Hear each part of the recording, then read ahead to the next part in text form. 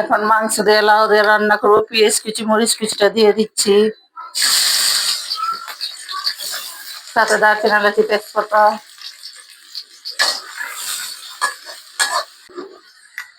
আদা বাটা হলুদ মরিচ ধনিয়া গুঁড়া লবণ একসাথে দিয়ে দিচ্ছি।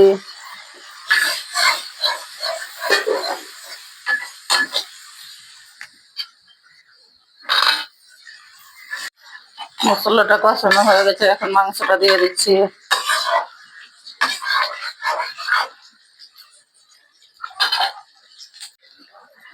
এখন লাউটা দিয়ে দিচ্ছি।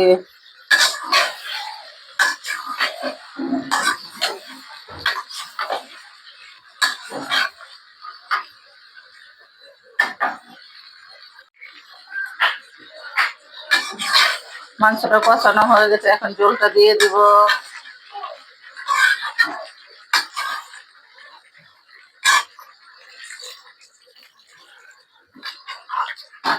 এখন জিরা ফাঁকিটা দিয়ে দিচ্ছি।